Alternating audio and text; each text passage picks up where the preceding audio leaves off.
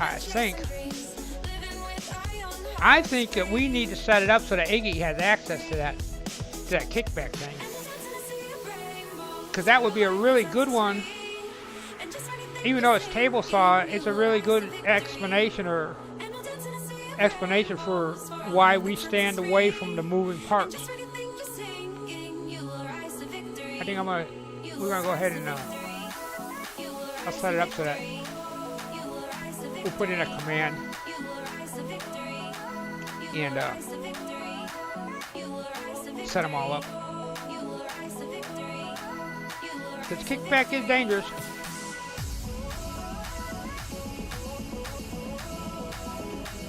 And I had a pretty good feeling that something was going to happen because it was starting to lift. And a lot of times, one of the other things that happens is the end that's already been cut starts lifting, and you get kickback that's an end over end kind of kickback. And that one's tough because you never know where it's going to go. Yeah, it was gone. And the little pieces are the worst. I have always had thin pieces where I get knocked with it. I got hit with a piece of 1/4-inch plywood, and the blade, these Diablo blades, they cut so clean that you can take that 1/4-inch plywood, run your thumb across the corner of it, and you can cut your thumb. And that board come across, and it hit me in the shoulder. It kind of glanced off and ran past the outside of my arm, about my shoulder. It kind of hit me in the shoulder area in my chest and cut across. It cut through my t-shirt and put a pretty good gash in me. I probably should have went for stitches, but I never did. And then on top of it, I had a big old black and blue mark because it hit hard. Boy, it was moving. That's when I got a lot more respect for little stuff. So you look at it and it's like, oh, that's a little piece. What's it gonna do? That little piece is moving.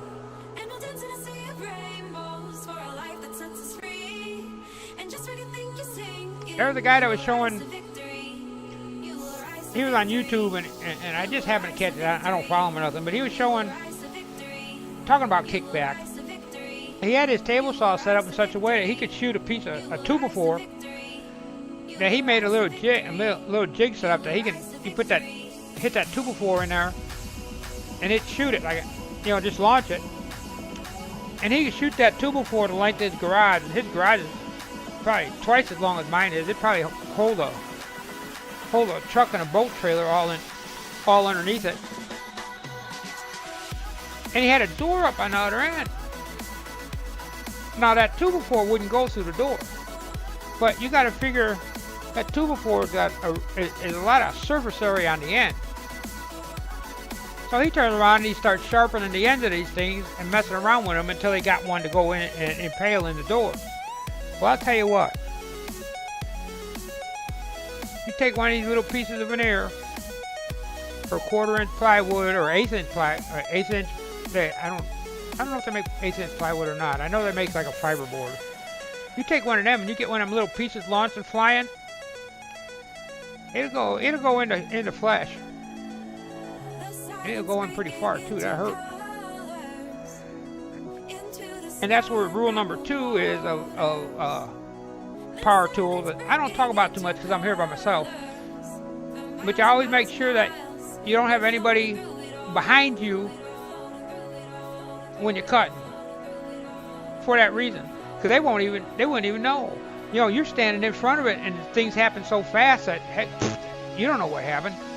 But if you turn around and you do that, and you got somebody behind you that's watching, they're not paying attention like you are. I don't care who they're watching. It's a different type of, I guess, attention. It's a different type of watching when you're a bystander as compared to actually being in front of the saw. I mean, there have been 2 or 3 times I've seen stuff starting to tilt, twist and stuff like that, and there's no way out of it, man. I just got out of the way. mean, Iggy's got the same thing with that thing spinning like that. It's just it's worse. It's not as bad, especially with the big logs. You know, you got 10, 15, 20 pounds of wood come flying off at about, I don't know, 900,000 RPM spinning. That thing launches. It's probably doing about 80 miles an hour. That's a lot of weight.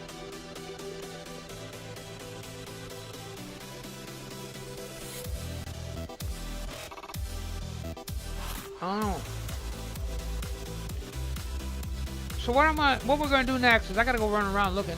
I probably got it buried somewhere. I have got some some flush cut bits. We're gonna put a flush cut trim bit in there, and I'm gonna run around and flush cut this and hope I don't chip it out too bad. A couple of the end ones I may have to hit with the saw, because I did cut them kind of proud on the end. But that was more for just to be able to center them and everything. I see, just looking at this, I see a couple places where the veneering's not gonna, it's gonna be a little wavy. That's all right. This is a shop piece. It is my first. This is my first time doing this in a long, long time.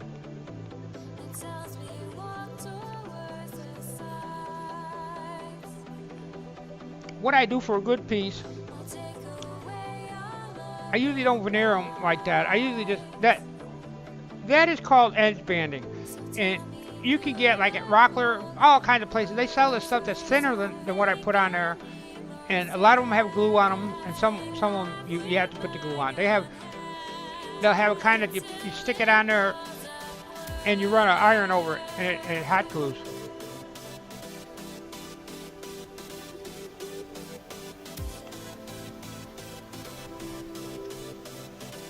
Wait a minute, hold it. I got it. Let me look at it. Let me look. Let me bring my cocktail. I gotta look at the picture, see what you're talking about. What are you talking about? Which picture? What is that stand you have? Oh, no. No, that's okay.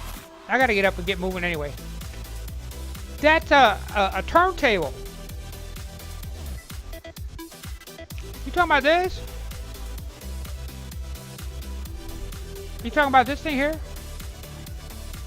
Is my hands on? This is a Lazy Susan turntable, and when Jan's painting stuff, or when I'm spray painting like small stuff like boxes and stuff, you put it on there and you can spin it around while you're doing it. You spin it around while you're looking at it, and or while you're spraying it, and you don't get fingerprints on it. Then once it all dries, you go ahead and you hit the bottom. Boy, it says I'm dropping frames like it's going out of style over here.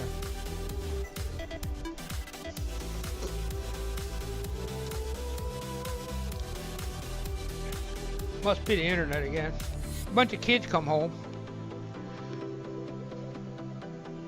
so it must be time for them to do something. Oh well. I'm on the wire, so that's about the best I'm going to be able to do. I think I'm going to have to, there's a little 1/4 inch one, but I think it's kind of dull. Yeah, this one's kind of beat up. I got a better one somewhere.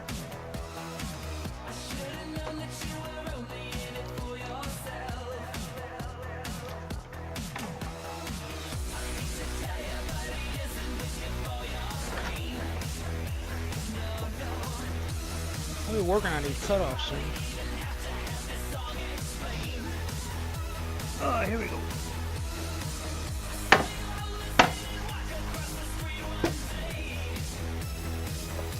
So, once I get it over here, I'll show you. I think the one I got there. Okay, this is a template cutter. I haven't used this one in a long time. It's brand new. I haven't used it much at all. Okay.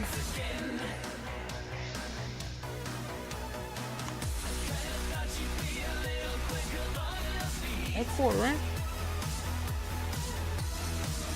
Oh, that was big. 4 inch. No, that's 4 inch. Alright. Show you what I'm using. I think there's a 1/2 inch. This is a flush. Let me get it in there. Okay. This is a flush cut bit. Here. Go back.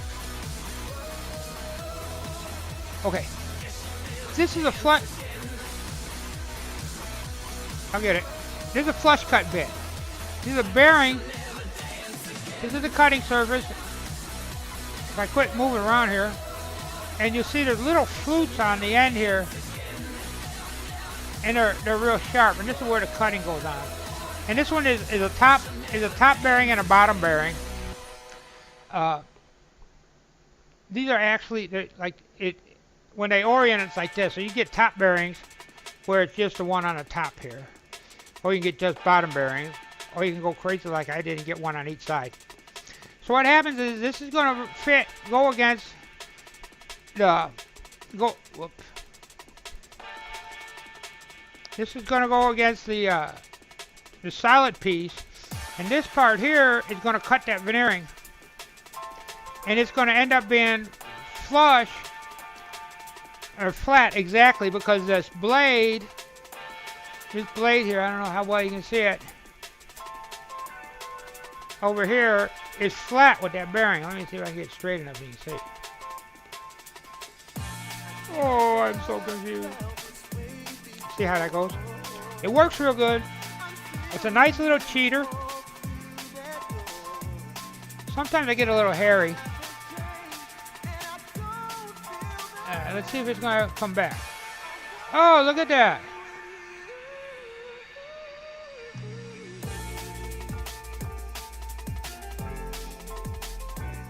There we go.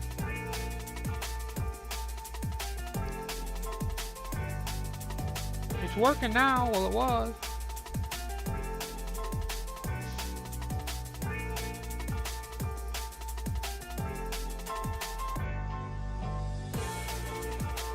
You know what? That there. Oh, that's the other camera. That's the one that's got. I'm gonna have to get another cable.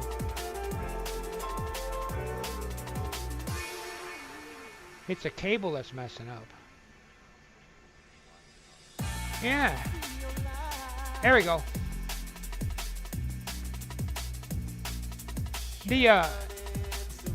There's something up with that cable. It's got a loose connector or something in it. So, what we do,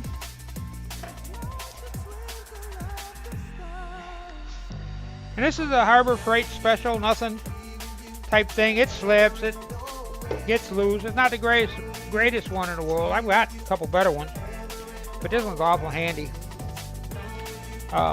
It's lighter weight too, so you're not fighting with stuff. But what it does, it's just a tool. This is, I don't know how many horses this is. It's going to spin that blade. I'll spin that thing fast. This is where I usually end up cutting myself. Okay, there we go. And you adjust the height to it and stuff like that. You put it in so that it's got a little bit of bulb sticking out.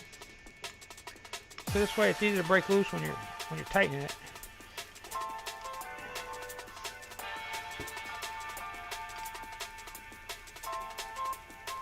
These aren't the greatest collets in the world, so they kind of slip. And I put this plate on it, and this plate is what's going to be my guide. My top guide.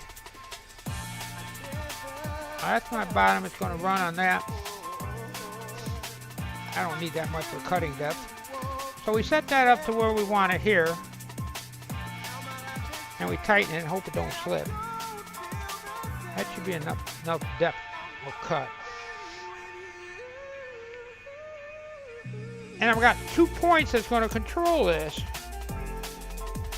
This plate here will ride on the top on the actual veneer, and then that bearing there will roll along the inside. And I got a cord here. I had a cord. I got all my new snazzy power stuff over here. And I got a cord here somewhere. There we go.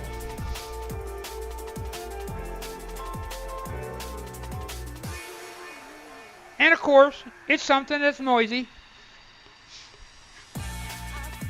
Let's see if I can orient myself so you can see this.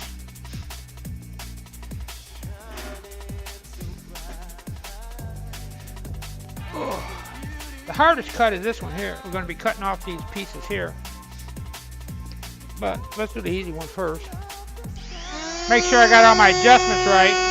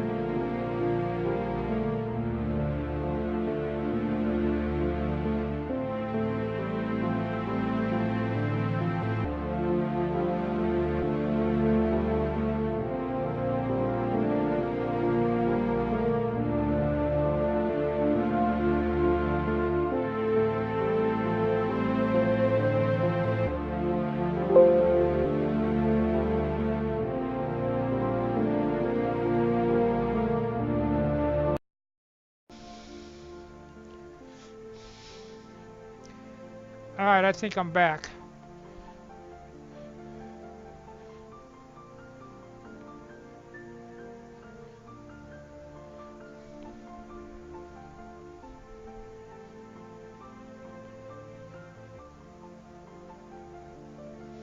Okay, I'm back. Okay, my voice meter. Cool, thanks. Cool. My voice machine's not isn't coming up.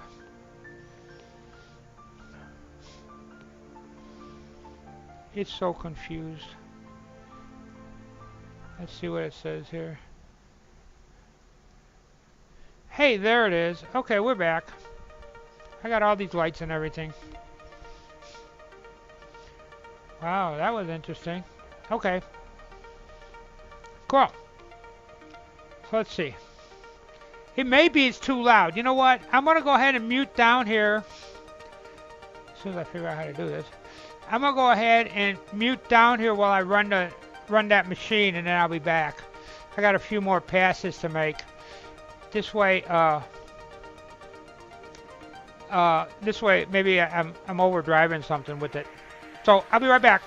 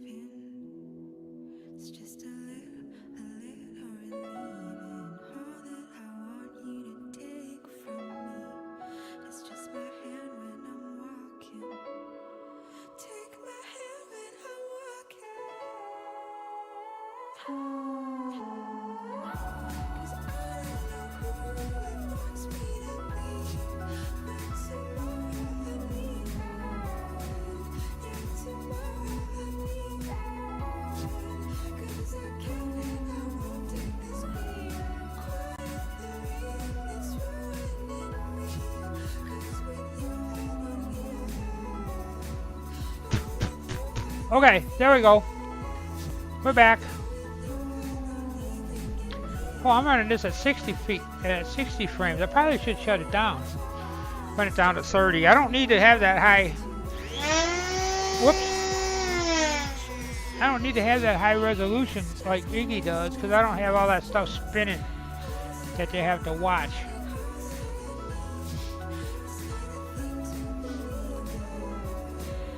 Okay, so there we go. Let me check here. My chat's not coming up 100%. It's quiet, so I need to turn it up a little for you. Okay, I can do that. I can do that. Yes, I can.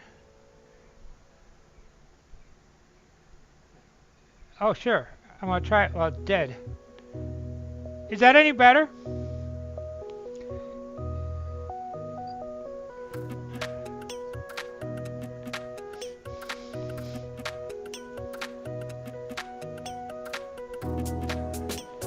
Let's see. That's the output one. I think it's that one there. How's that? Is that any better? It's probably booming now. Can't try to forget that you were here.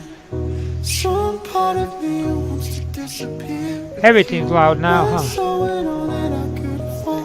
Or something like that.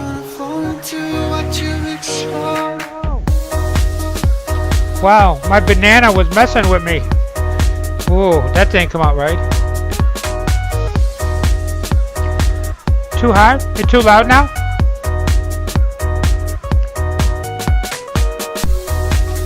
So are we like too loud now or what? I don't know, it sounds... Oh, it's that bad. Okay. Let's try something else. We'll turn this down a little bit.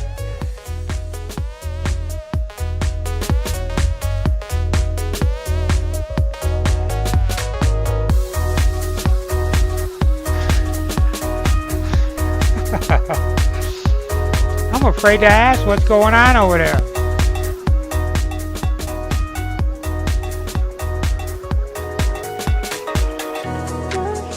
Okay, there we go. That should be better. Is that better? Wait a minute, Heather. Come on, tell me. How's it going? Does it need to go up, go down, sideways? Over and under?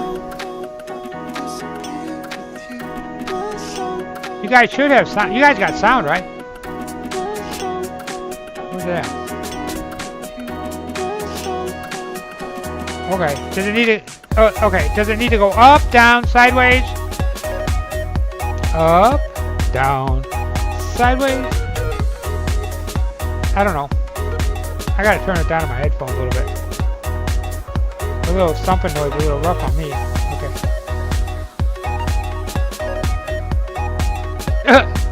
Okay. We're gonna keep it like that for now. Is it? Okay. Cool. Actually got something right for a change. Maybe. And again, maybe not. Who knows? Wow, this thing's dropping a lot of frames. This thing's dropping a lot of frames. I don't know, ever since that last OBS update, it's kind of been messing with me. But I can't pinpoint it down to just being OBS. I did change my settings. I think I'm running too many. I'm running 60 frames a second. And you know what I was thinking? Here's the funny part. I'm thinking if I'm running 60 frames per second and it drops every other one, it's showing up at 30 frames a second Hey, that's still good quality. You know, that's still HD, so I don't know. That's probably not the way to think about it, but hey, that happens. I'm gonna put this one away.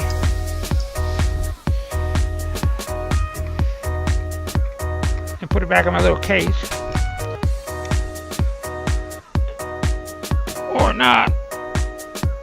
Oh. Nice little bit. I don't know what brand this is.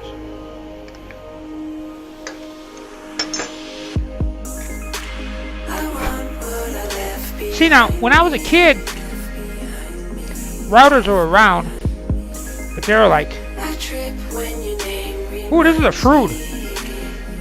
We didn't play when we bought this one. But anyway, when I was a kid, my dad wouldn't get a router. Heck no. You can do a lot of filing and sanding and stuff like that for what a router used to cost back then. And something else for me to do if I was a bad boy.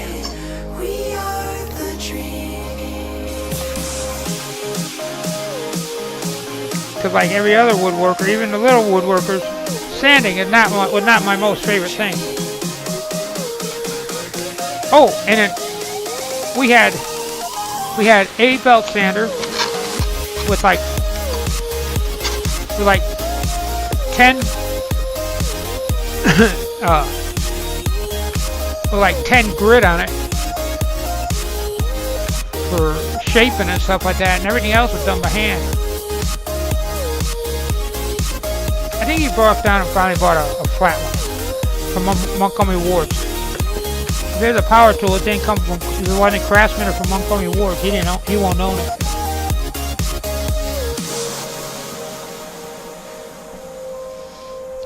We got a new link. Oh, aerobics. Oh yeah. Sideways. Up. Down. Oh boy. You guys. You guys. Sideways. Up. Down. Sideways. I don't know. That's alright. That's alright. That's pretty good. Hey, Iggy, did you see the one that X did on that kickback? I gotta figure out a way to. I'm gonna have to steal that from him.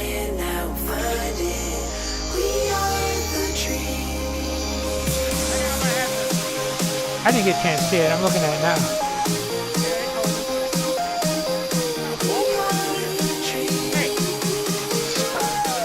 Yeah, there it went. I need to get that on a clip. I think we need to put that one in our command list. This way you can talk about what happens when you're talking about spinning machines. Yeah, you know, I'm just a kind of guy. I forgot my sweatband, otherwise I was going to do my physical dance. I'm going to get physical. And I got the little headband on it.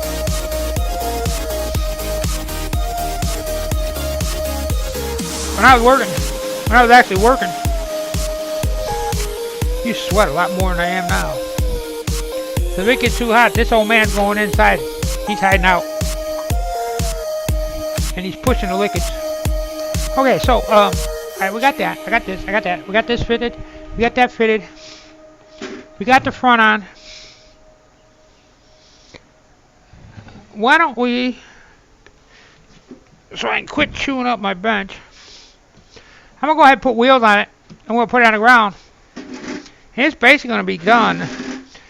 I'll have multiple hours of sanding to do to shape it around and everything like that. And I'll show it on the next stream. But after I put the wheels on it, I think I'm going to call it a day. Because it's getting a little toasty in here. So the music quit. So what the heck? I walk away from it and I lose sound? What up with that? No, it says I got sound. Oh. So I quit playing music. Where am I at here? Maybe I have to find another music thing. My library. Yeah.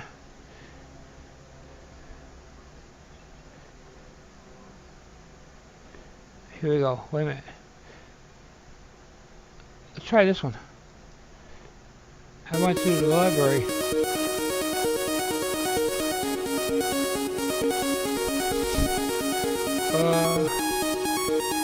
I made a playlist too, and it kind of stinks. Did I post my Hoopbox? Wait a minute, I gotta get back here. I got like 500 million screens open, and I got that little dinky screen. I can't see nothing. Okay.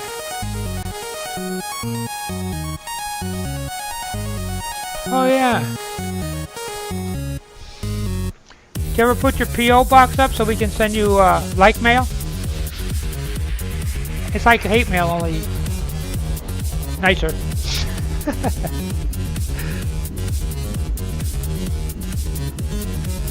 Oh boy, that bad.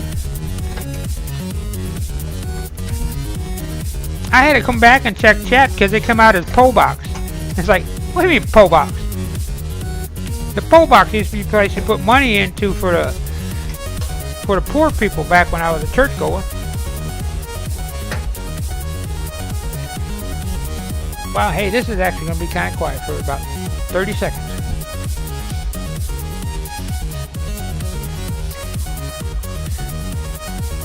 So I have a quarter of a dozen, and half of them are on the floor. Oh, getting old. Oh, gotta bend over. Oh, make all this noise. Oh. Okay. So I got these little casters. Official Harbor Freight ones. These are like $2. I upped the size of the next group. These are inch and something, and I think the other ones are 2 or 2 something. I figured, what the heck.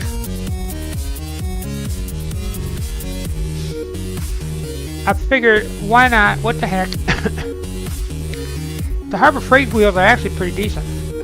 I got a bunch of them that I had ordered from some kind of Chinese outlet joint. And I waited like 3 million weeks for them to show up.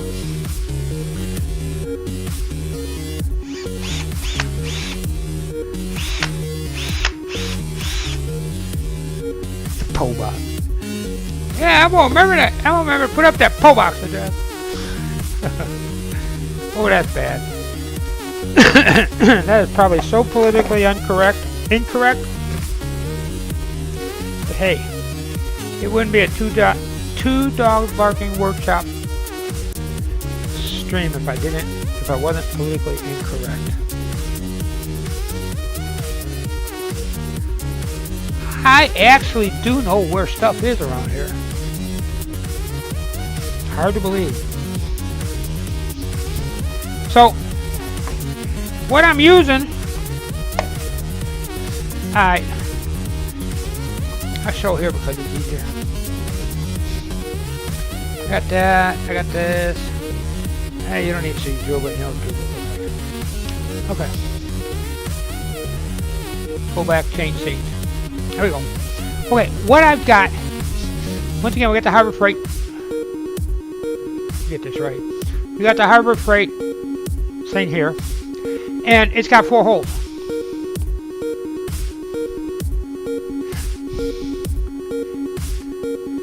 Weekly, heck, every other day. Don't play. It's got the 4 holes. Well, the 4 holes, you need to have something that's big enough that's going to go on the top of it.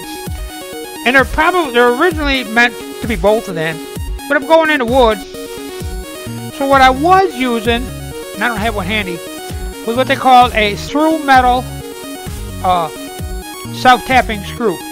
And what they're used for is for putting metal, corrugated metal roofing on. Well, for some reason I'm having trouble finding them in the big box store. Yeah, but they kind of like, there's enough stress that it pops the super glue. I've already tried that. I tried double stick tape too. And so I got these, which are lath screws. Really? Wow. No, I've had super glue pass off.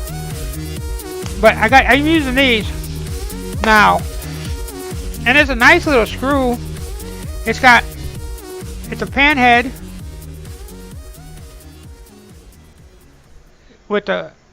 and it's got a nice thread, although the threading's more for hardwood. It's not as deep as a softwood thread. Wow, this 922 is doing good. And it's got a self-drilling point. This self-drilling point is actually for metal. I really think that this is actually more of a sheet metal screw, but it works real good. I've had real good luck with them. So I'm gonna go ahead and I'm gonna put these, and what I do is I put them in. I don't put them in where all the framework and stuff is. I will put them in the edge with a solid piece, which is that door frame. Normally it's a piece of 3/4 plywood. I usually use 3/4 plywood for my cabinet bases, or I use real wood sometimes.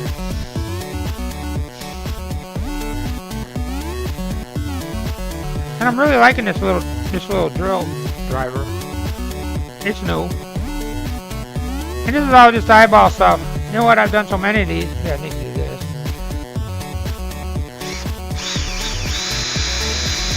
I just let it drill in, and it takes off once it starts screwing in. One of the things I do is they need to be firm. They don't have to be super tight, because it's easy to strip those smaller ones out, especially when your plywood isn't all that strong. Like every once in a while you get a garbage piece of plywood or something that you can strip out pretty easy. Try to make them a little straight. I mean, it's not life-threatening. Depending, if I'm shooting into 2x4s and stuff like that, I will go ahead and I'll even pre-drill with these. Just because it dries a little easier.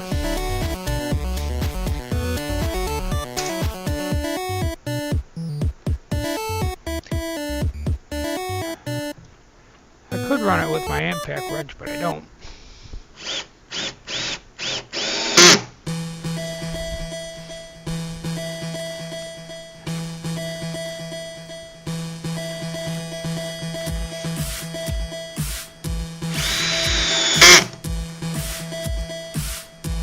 I'm not used to having a light on a drill, so when that light comes on like this, it's like I'm still a little jumpy about it.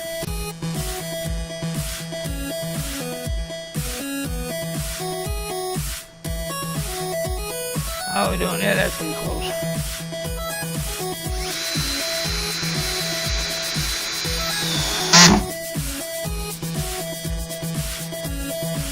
Yeah, I like these little screws. These are alright. I'm getting to the point that I'm getting low on 1 1/4 inch screws. I'm going to start looking around. I want to go to a different kind. I'm looking for something that's going to have a little bit more self-drilling into it. I'm not a... I bought a lot. Most of the ones that I bought were cheap, which is why I bought them. And I was using... They were... Uh-oh. I think I ran into a screw. That's alright.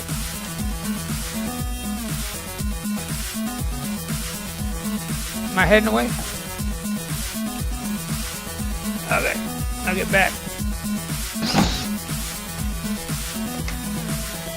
Just a second. Let me get this one in because it's being a pain in the butt.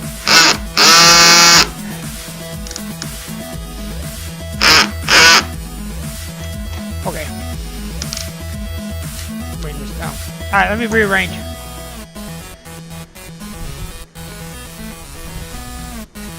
Oh man, hey Squid, how you doing?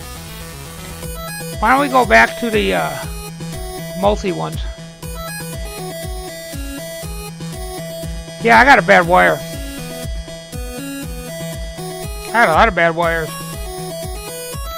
think it's getting warm.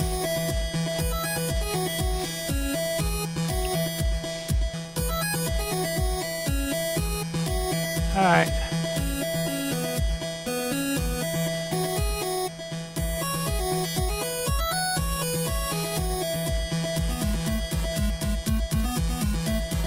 There we go. Well, that's cool. You got... Yeah, really. No, what I'm doing is I'm running right off the back of the computer. And, I got the...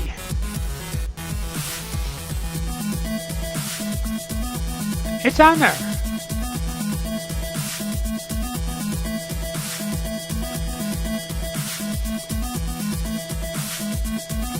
I already shared it. It's on the...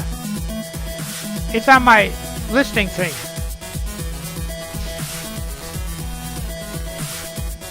Ooh, Squid Dance.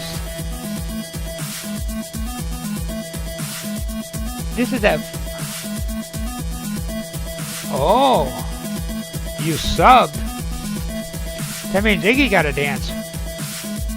Hey, so what kind of dance are you doing for those big ones like X is doing there, Iggy?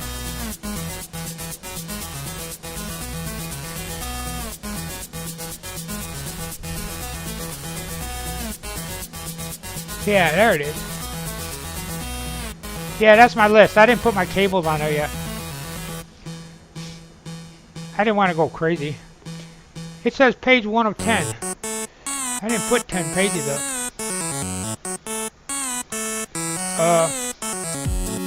Yeah, there's a pretty big assortment in there. One.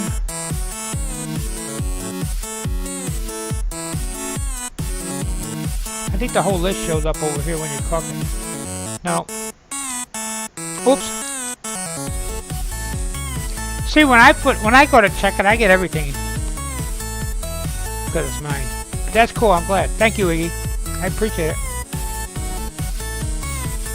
I was going to add that to the thing going in and out, but I don't. Yeah, but I got to put a couple cables in. I'm using the 11 meters or 25 footers to move around. I think I'm going to go to 15 foot, drop them down a little bit, and these are active. The only problem is that the plugs on them get loose because because they're moving around all the time. I need to make some kind of a little cup or something to hold the two plugs together. But yet it's got to be so that I can take them apart. So when I'm going in to set Jan up for hers, they're called yeah, I'll show you since I'm here.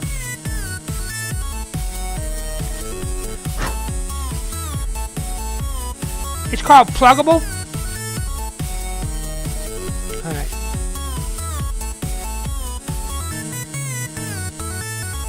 Okay. It's called Pluggable. And these are the longest ones you can get. I don't know how many meters they are. And they work pretty good. They were working pretty good. But this particular one that I'm using here was on the 920, and I think that's what was giving me all the grief. I have a powered hub in the back, but I think I'm getting enough power through it off the back of the computer. I think what's wrong is that I've got them set up to turn themselves back on, turn themselves on and off. I think that's where it's messing up with. Yeah. Alright. Alright, what's what here? That's 3. I'm gonna have to keep them on all the time.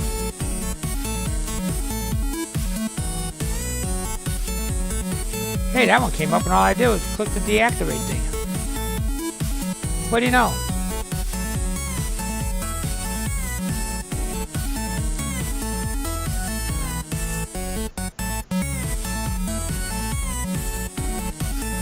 Oh, look at that. We're back in business. We're back into the business. What new tool? Oh man, you didn't have to do that. Thank you. I'm glad I didn't put that $1,500 joiner up there. Yeah, we got it. We're working. We's be working. So for the next crash and burn. And you know, it's kind of funny that because before, let me get the other ones on while I'm babbling. Before the big update, they updated, it was all at one time. They updated Winters. Now they have what they call a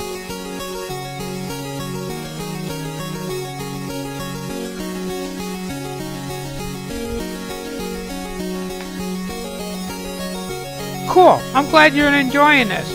And I hope you like the music.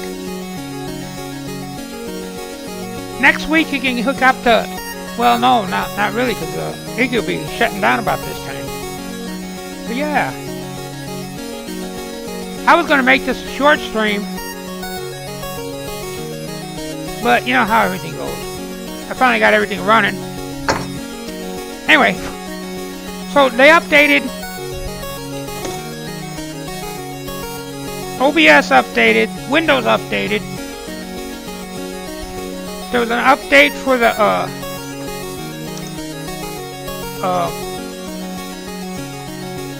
banana thing. Oh, and Stream Talker get updated. So I got all these updates going on, and I get the feeling that for some reason they really don't want to talk to each other. Alright, that's the end of that garbage. I ain't playing. I'll just drill it. There's a lot of junk hiding out in that,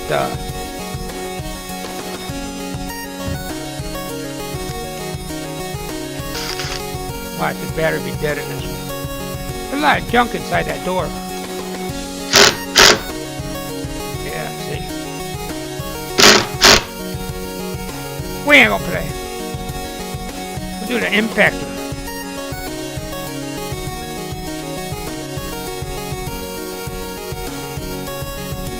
I got a feeling I'm gonna have to drill probably a hole with these. Or maybe not.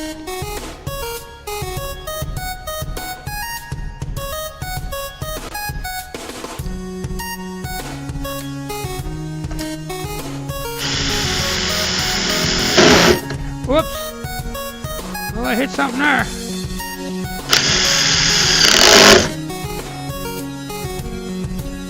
That's some hard wood or something in there, man. It just took that thing and bounced it around in 4 different directions. This is the difference between an impact driver and a drill driver.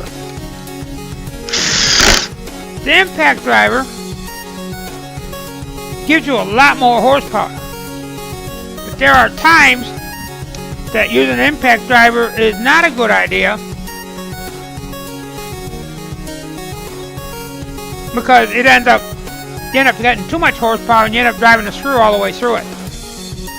Which for the most part, all that soft wood and stuff that I was using beforehand, I had to have I need a lot less horsepower. And I was pre-drilling on top of it.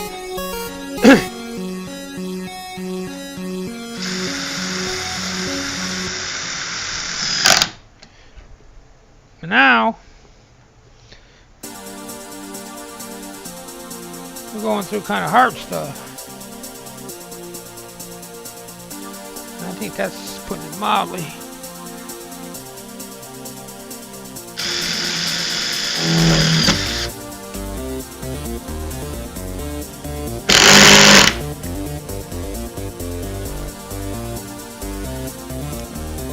One of these days I'm going to do a URL or a No Dust, maybe a No Dust, one of these No Dust Mondays.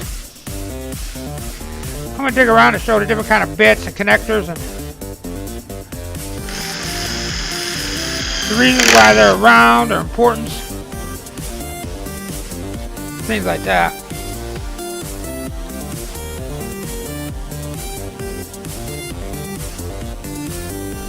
Because here in the United States, we use the common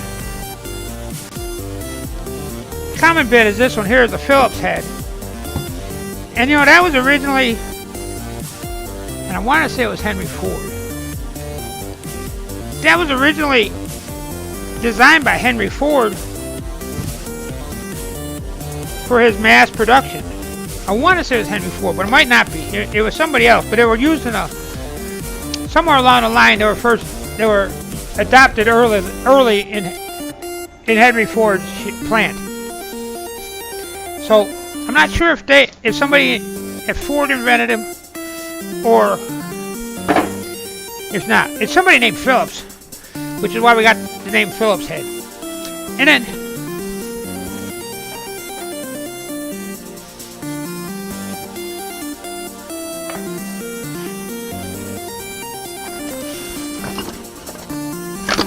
yeah, yeah, you're right, because I haven't had, excuse my butt, I haven't had that impact wrench long. I just got it. When stuff got tough to sand, I was using just a regular drill driver.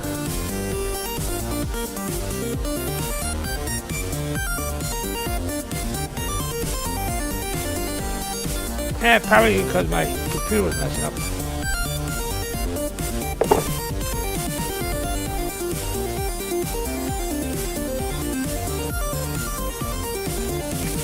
But yeah, that's true.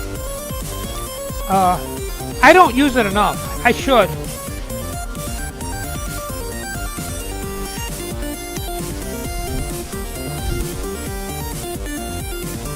Yeah, pretty much.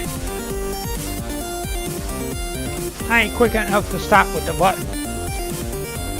You guys saw how I ran around when I was a ghost. Alright. Like I said, I got about 2 days worth of sanding on this. Let's bring it down. Oh.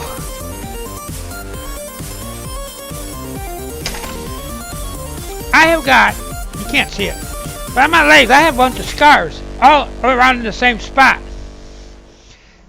And those are from lifting and bringing down these cabinets off of this stuff.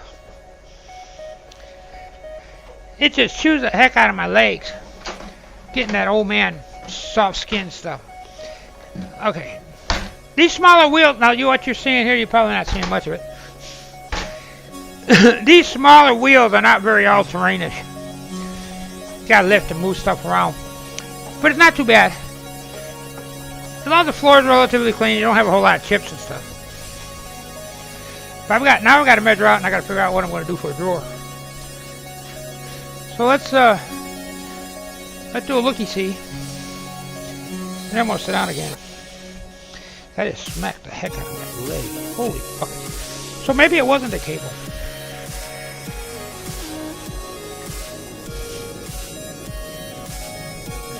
Hey. I take great pride in being old and decrepit. Alright, let's see. I'm going to be able to bring that down. See? In all its glory. There it is. Alright. Yeah, there we go.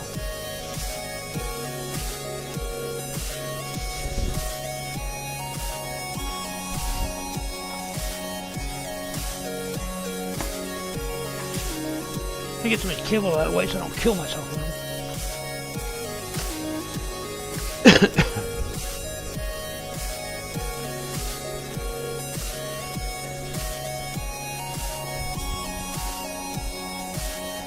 Top shot. Wow, this booger's kind of warm. There it is. Alright, I'm going to sit down so this way you guys can kind of look at it. Yeah, this one's a little warm. And it's kind of jumpy. I don't know what's going on with this thing. I really think that this camera's getting hot and throttling.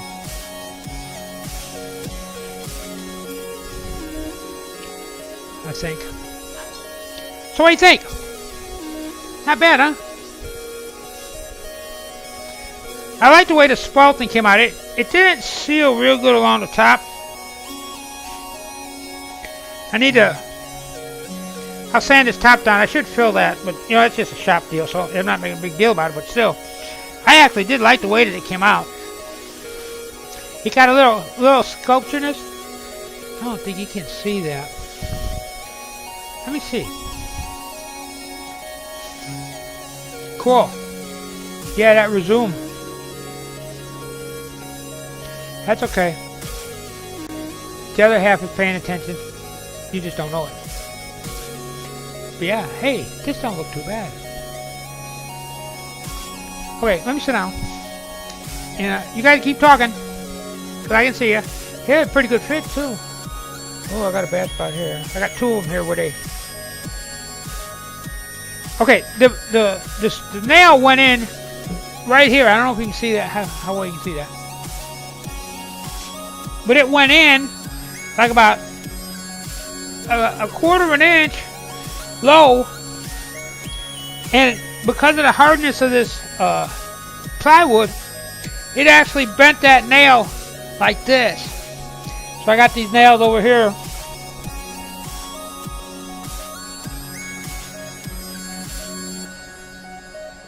So that's what the Dremel tool's for.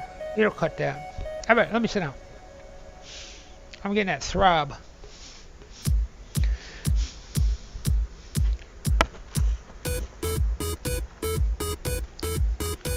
Might be I haven't been drinking enough liquid either.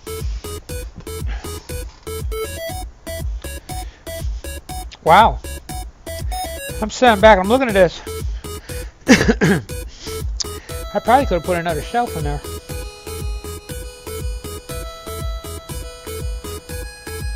I didn't plan on putting a whole lot of big stuff in there. I got a bunch of corded power tools that I don't use now. I don't use as much because I got all this corded stuff. So, oh man, I'm drinking. I'm not feeling bad, so my leg is sore, but that's about it. Yeah, I like that. I like that spalting. Boy, we'd have more of that now. That looked pretty good. Almost like camouflage. I'm not real happy with the plywood on the side. I mean, this isn't a showcase piece or nothing like that. You know, I know that, but I don't know. It looks like it needs to be softened up. It looks too sharp. Maybe I'll run a quarter round, a round over bit around the corners. Soften the look up a little bit.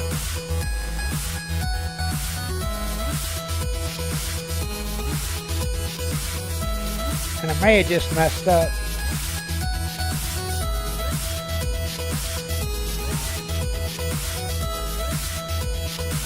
I may have to take that veneering off the top, and that's the best looking piece. Oh heck, it don't matter. I'm gonna cut that door. Try to make that door pretty close. And if there's a crack in it, oh well.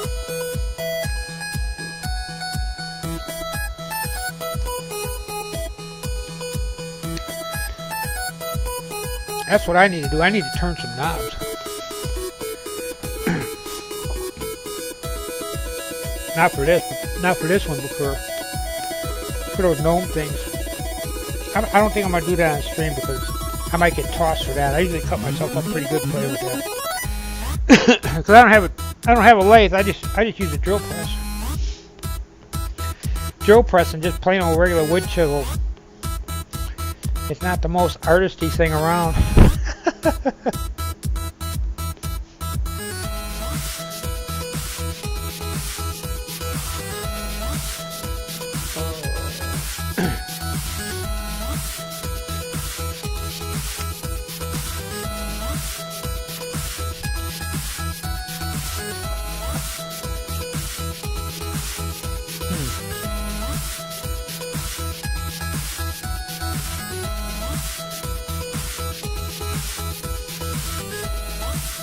We were talking about that impact wrench a little earlier. Me personally, because I'm an old mutt head, I usually don't. Yeah. What?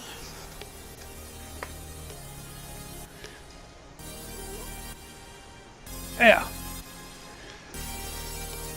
When I run that, impact wrench usually when it's like 1.5 inches or bigger. I just made it kind of a little rule. I don't know why. It's dumb. But I like that clutch. I like to use that clutch a lot. It's on the drill driver, especially on this soft pine. Oh man. We set that clutch down real low and you still end up overdriving it.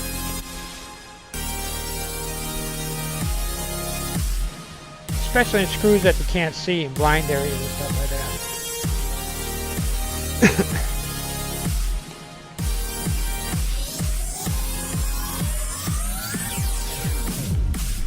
Hey X, do you guys have Ryobi over there in Norway? Cause I know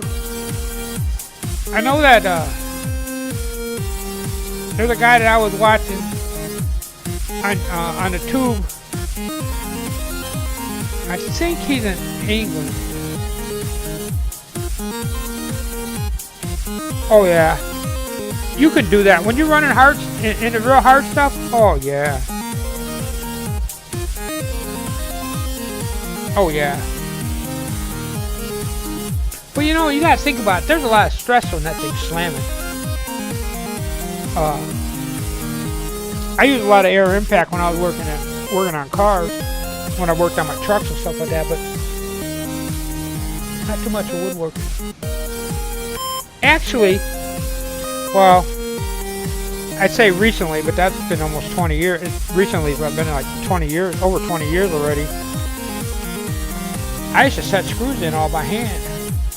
And 90% of the woodworking was that I did with this would have been just nailing it in by hand, drilling a little pilot hole, and putting brad nails in it.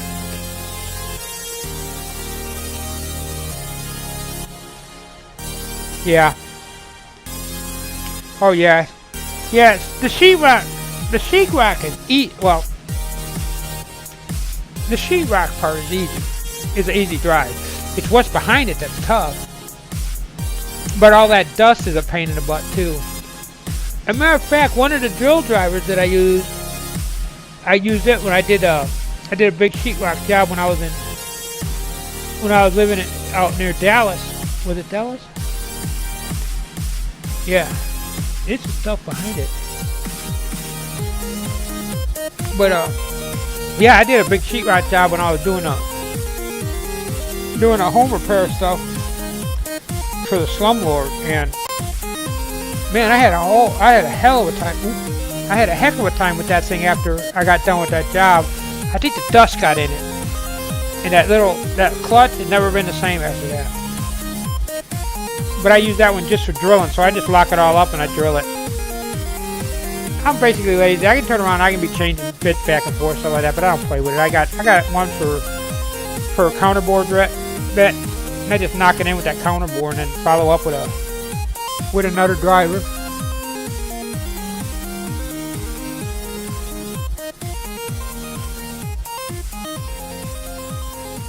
Just too easy to do that way. I'm spoiled. I like the way the face came out of it. I'm not real thrilled with that plywood.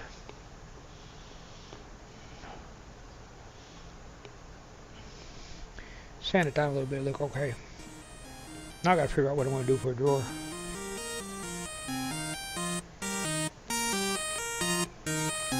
I spaced that thing for a 1x4. I got some 1x4s over there that, yeah, they're not the greatest, but they'll work. They'll sand up pretty nice. I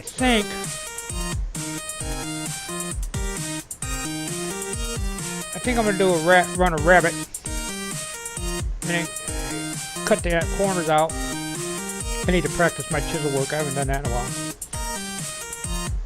And throw that all, and then kind of like do it as an inset. And that's not a life or death thing. I've got a whole bunch of thin pieces left from when I resaw that they're about, I think they're 5.5 inches wide. I had a ton of them, and they're not flat. They're like between, and they're too thin to go through my planer. So I think I'm gonna cut the real thin stuff off, kind of square them up a little bit, and I use them as the bottom for that. And if it's real rough and crummy looking, I just pour some. I got epoxy coming out of my ears here. I just pour some epoxy in the bottom and have an epoxy bottom. I got that Mod Podge that I need to get rid of. But that Mod Podge stays soft though, so I'll probably have to put some shellac or something over the top of it. Yep.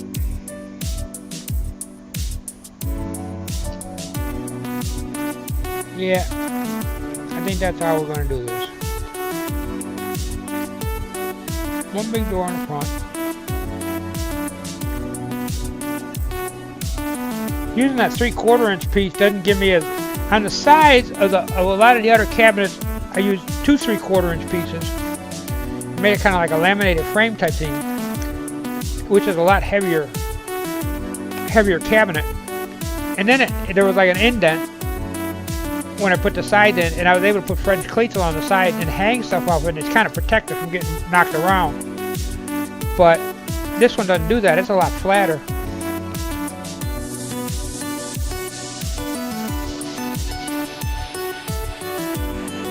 I have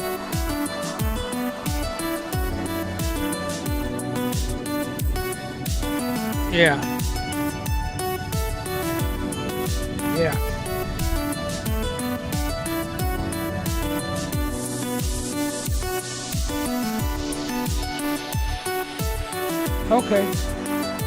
Okay, that's cool.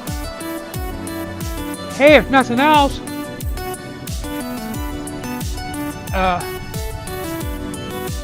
the babbling and stuff might put you to sleep.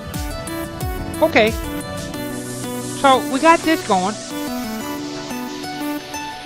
Now I guess we gotta do some measuring. And what I do in 3/4 inch pieces. Oh, okay. And one before.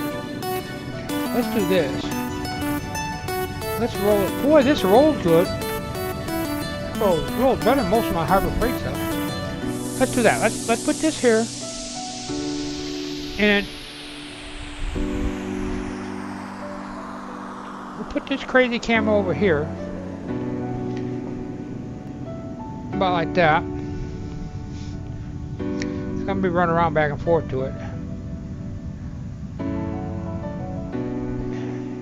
And I'm gonna change my perspective. What did I just step on? Oh, I stepped on a plug. Of all things. Okay. Let's go this route. Like that. Wow! Look at all the footprints. And then we'll put this camera over here, over cha, like that. We see what's going on. Get a slug of my beer here.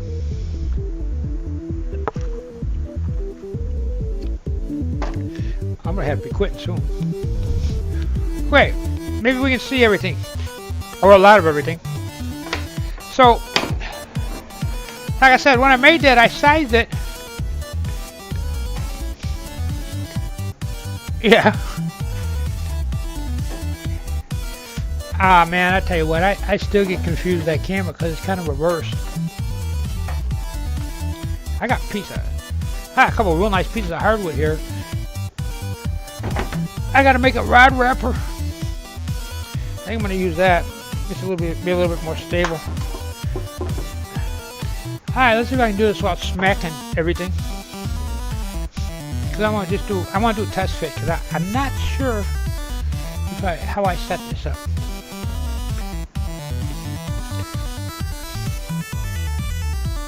Yeah.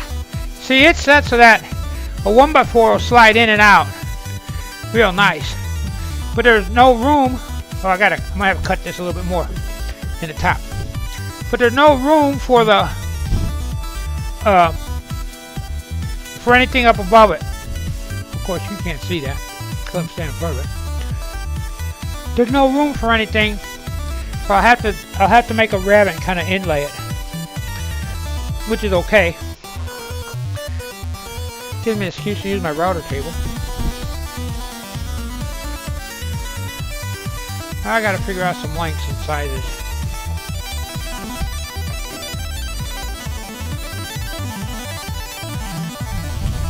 So these are a little proud. This one's a little proud. What about this one? I got another piece of that here somewhere. It's a little bit easier to handle.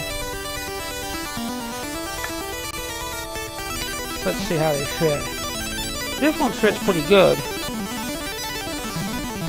This one here is got a little hunk of something on it. Are these? Oh no, this is my. Oh. That one there is actually a little bit shy than a full 1x3. Here we go. Oh, that fits pretty good. Well, that fits pretty good. How about in the middle? Yeah, it fits good in the middle too. Okay.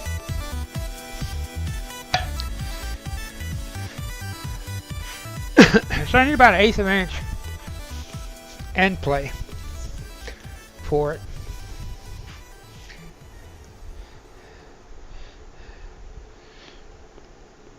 If I make it a little bit shy at 22.5 width,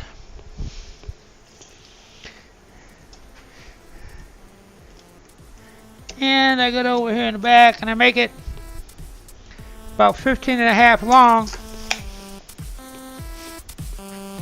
it'll be okay.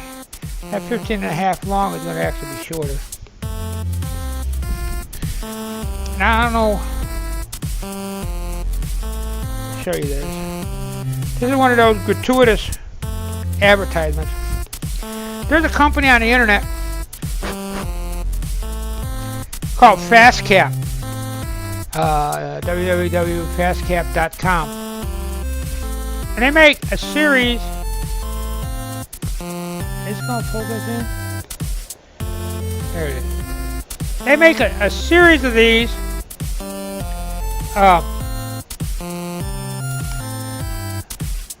Let's change it. Okay. They make a series of these tape measures, and they've got some nice features. On the front here, if I quit moving around, there's a piece of melamine or for mica covering, and you can write on it with a pencil and then erase it, and it comes right off. The front end's got a real good clip on it, and it's got the lock, of course. On the back, it's got a pencil sharpener for a regular pencil, which I never use. I don't know why. See? And it's also got a finger lock. So this way, when you're doing quick measurements, real nice setup. The clip's real good. It's a real good clip. And they come in 3 or 4 different styles. This one's called, oh yeah, this one's called a storyboard. And it's designed so that you can write directly onto the tape. The other one, because I'm left-handed, there are times I have trouble reading it. So I need to get a couple more of these. I got what they call a lefty-righty.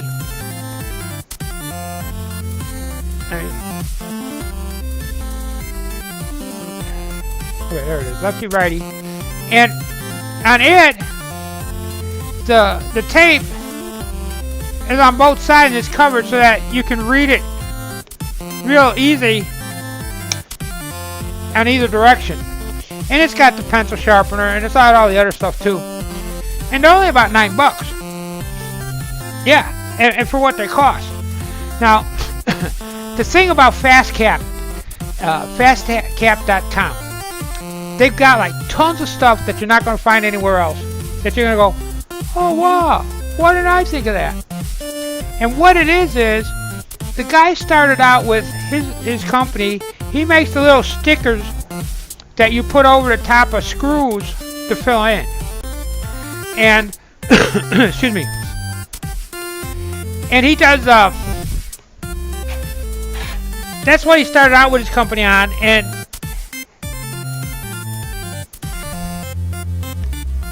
yeah, that's it. Thanks, X.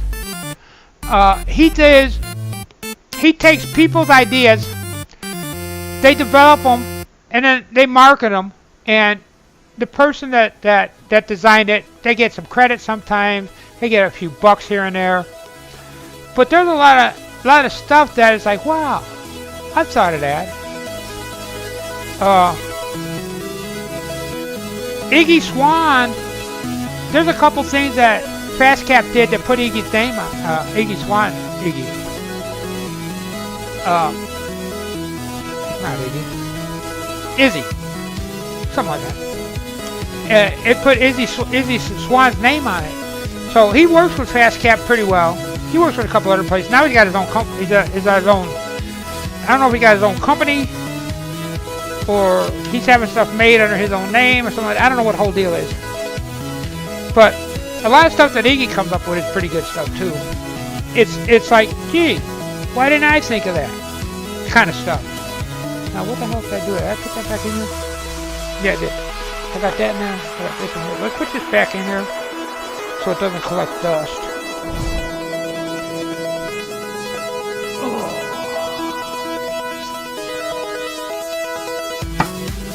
Okay.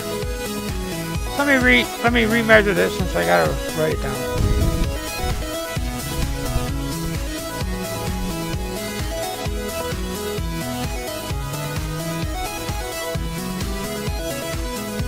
Uh, 22 3/8 might be a little bit too wide. 22 7/16, that's a little too thin. Yeah, let's go ahead with 22 3/8. So I want to make it 22 3/8. That's wide.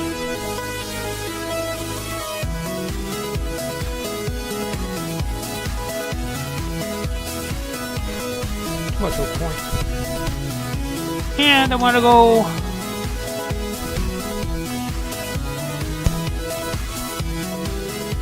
I want it to inset just a little bit. No, I don't. 22 and a half. No, not 22 and a half. 22 and a half. Let's try 15 and a half. Yeah, 15 and a half. It'll probably set just a little bit shy. 15 and a half. Okay. So, the 15 and a half is actually going to be, I got 3/4 and 3/4. That's an inch and a half. So that's actually 14 inches. So my two depths are going to be 14 inches. Okay, I got that. Okay, we good. Let's do the 14s first.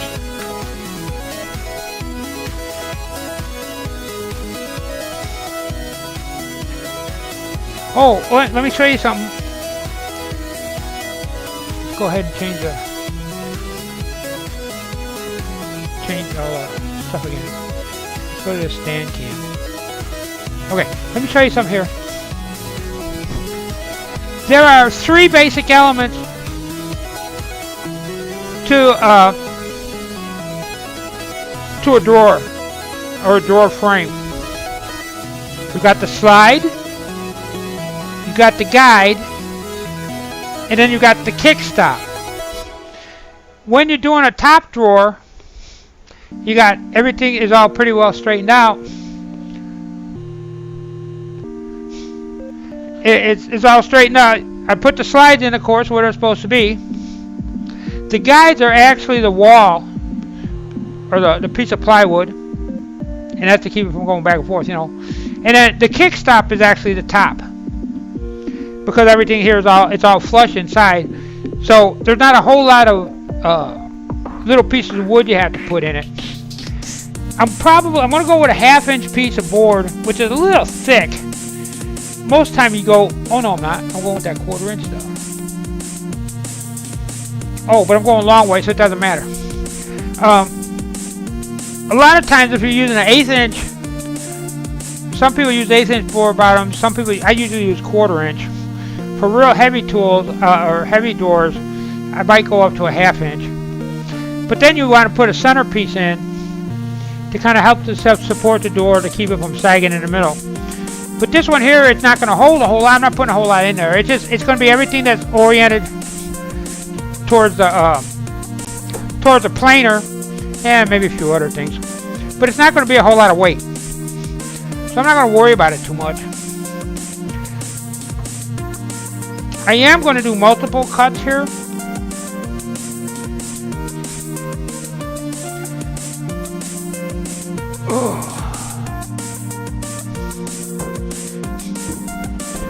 And I'm going to do some squaring cuts. Get my piece.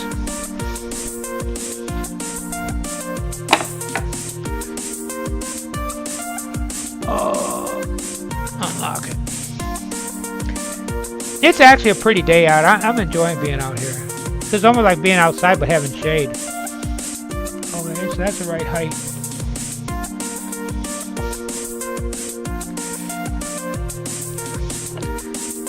I think I'm gonna have to make new stop blocks.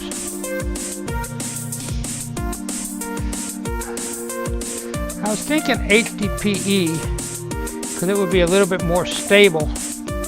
But HDPE warps real bad too. It warps and bends and stuff, especially from heat. I need something to be a little bit stronger, a little bit stiffer in plastic. Oops. And I really don't know what would be a better plastic. Then I have to find it.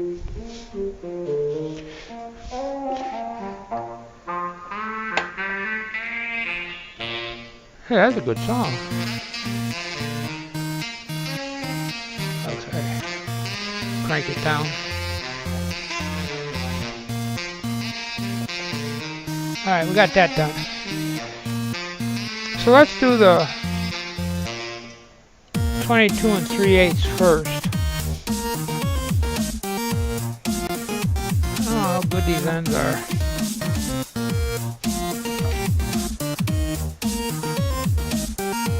Yeah, they're kind of iffy.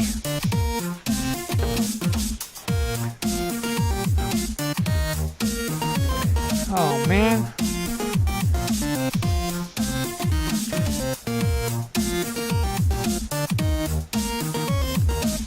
There we go. Oh yeah, and of course where I'm going. Oh yeah, you'll be able to see me in the corner.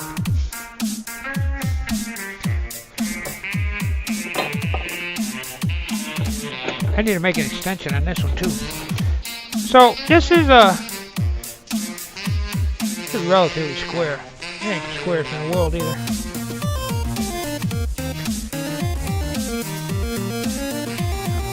Okay, have a good day. Okay, see you later. Have a good day. Thanks for stopping by. I really appreciate it. And hold your ears.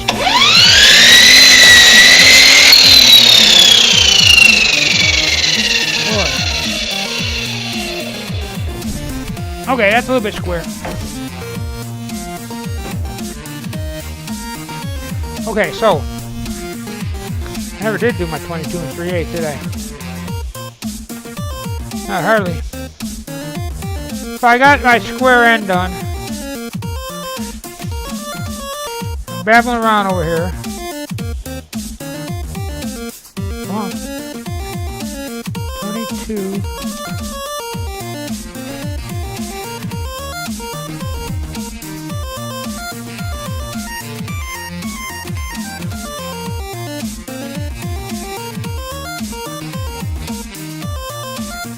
Alright, that's about right. Let's move on.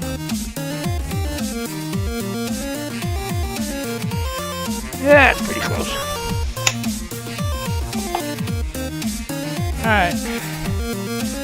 So I got it set. Probably should take half of the junk off here. Once it gets set, then it goes back in here. I'm setting my size. Hopefully I got enough room. Alright, here we go, more noise. Hey, while I'm here, I might as well take a slug. That's good placement. Okay, here we go. Fire in the hole-in-one.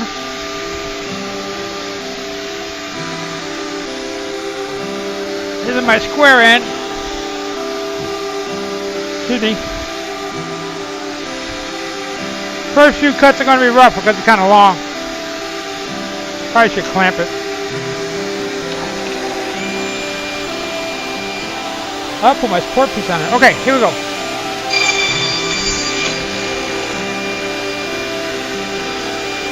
Oops.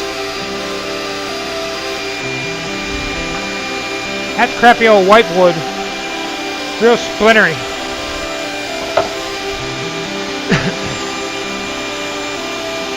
Bring that up again.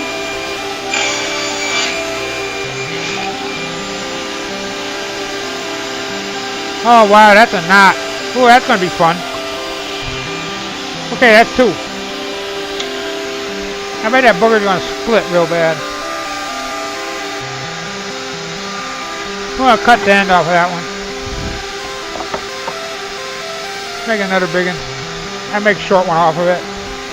I like knots, but not right on the end. Alright, there we go.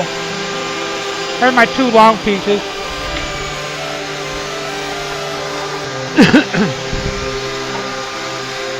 And I would have made a drawer and had a real nice end piece, but that knot got in the way.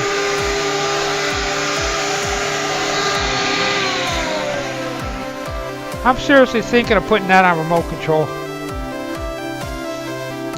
Okay, so I got two long ones, which are these. They fit pretty close. I may have to do a little trimming, but I doubt it. Okay, I got two of these. And then the next one, one reason why I don't put it in there. Next one is 14 inches. Well, I hope that's right.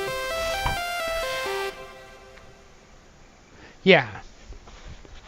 I took off an inch and a half, and it was 15 and a half. That's 15 and a half, right?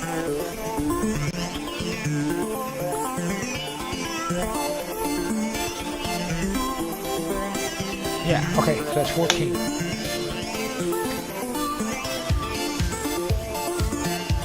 I'm going to cut that end off. Oh, I got to set this to 14.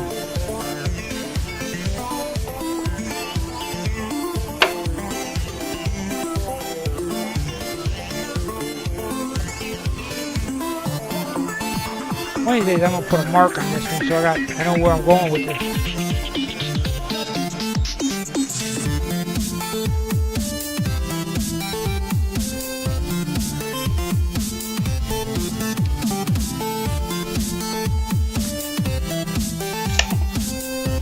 I may not be able to get 14 and a half. I think. Yeah.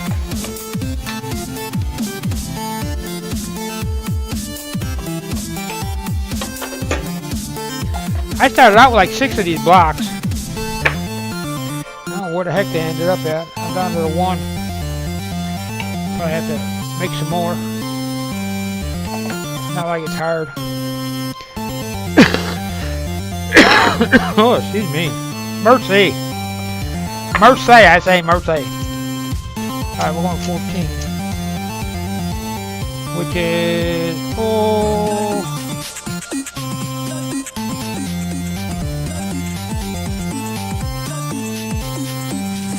right about there, I'd say. Which should be... That's my firewood. Nope.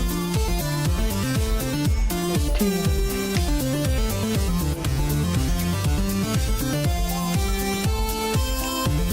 Come on, that's got a bow in it.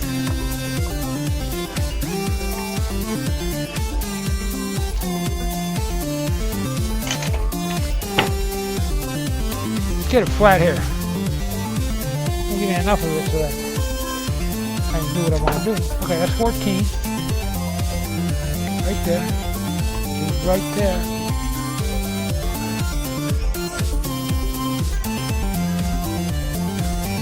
Okay, let's do it a little bit more. Come back in a little bit. Make it a little shy. Okay, right there.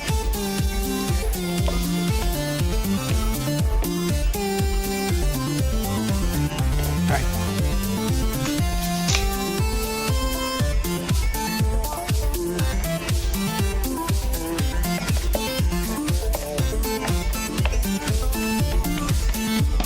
One of the things that they do when they make these is that they run a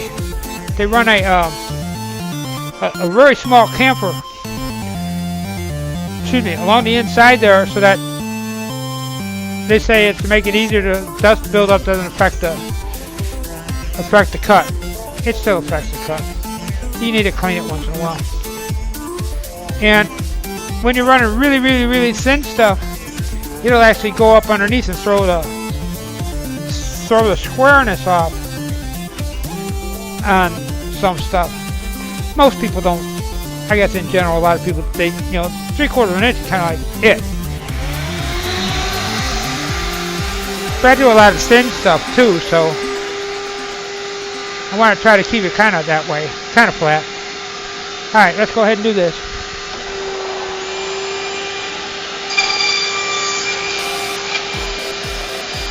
There's 114. It should fit right here. Oh, it's going to be a little short. Nope. Oh, it's going to be perfect.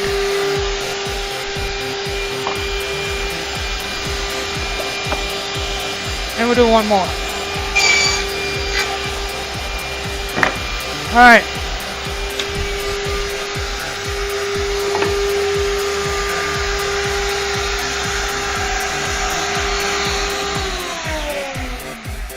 Well, if it's not one noisy thing, it's another. Let's go ahead and we'll turn this one. That's pretty good. We'll go a little bit more. Alright, that's pretty close.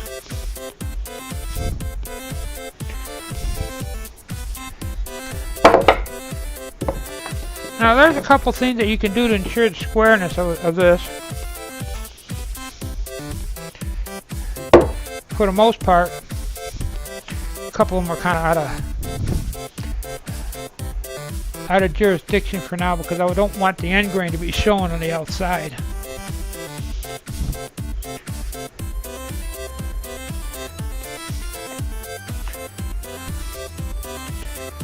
Oh, here it is. I probably should have sized it and cut it and then turned around and made the dovetail. Or not dovetail, box joints.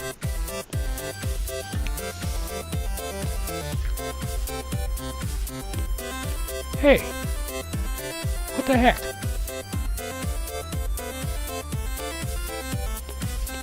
I'm missing on my little 6-inch clamps. I'm not missing them, I just set them down somewhere. In a hurry. Oh, we'll just get this out of the way real quick. Oops.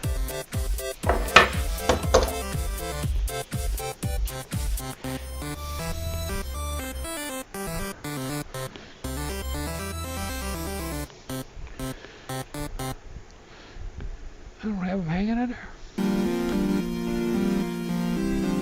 Huh. It's not like I don't have enough clamps. Oh, I know where they're at. Oh, never mind. I got them holding up my glue up.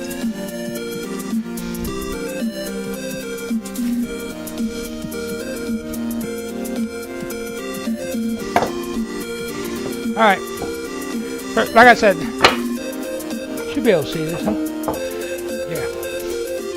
like I said, there's a couple of ways to do this to make sure that it's square. If your cuts are pretty square and your boards are relatively flat, they don't have to be exactly flat.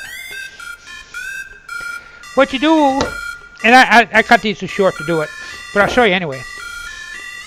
What you do is you cut it so that you got one extra length, so each board is longer than what size you need by the width of the board. And then you go around and you put it in such a way so that no two ends are in the same orientation, and that will give you square. Now I can't do it that way because I got it cut so that it'll fit like this. So we're going to glue and snap it into place and hope for the best. Use a square piece, and put them in there like that. Put some glue on them, snap them in. See what happens from there. I got to move this because I got to fire up the noisemaker again. Ooh, a breeze. Oh.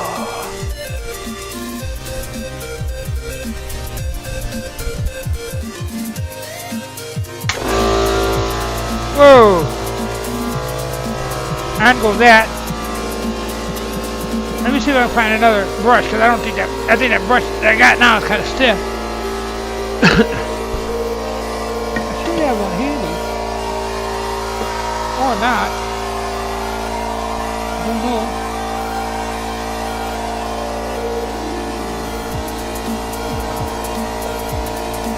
Yeah, here we go. Okay. I got another brush. At least my glue cup looks okay. This one, the glue brush is starting to dry up pretty good.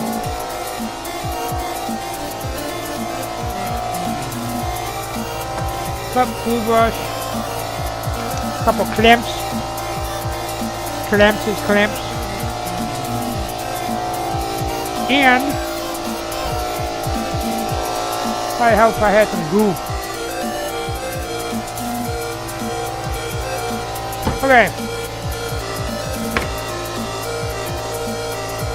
I just gotta keep remembering that the orientation of this is the front. I'm used to it being the other way around. Okay, so I'm gonna set this in here like this. And I hope that these clamps are long enough.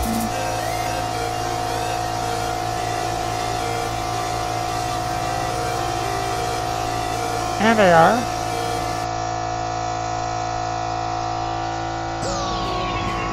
Okay, that's a good tape set. Then we're going to bring this one in. I'm going to put the glue on the end. We're going to bring that in. We're going to clamp it in and line it up. And that should be a 90 degree. And then we'll pop a little Bradley's in, pull it off, and put a couple more Bradley's in it. And that should line up. May have to wiggle it around a little bit, but it's pretty good. Alright, so.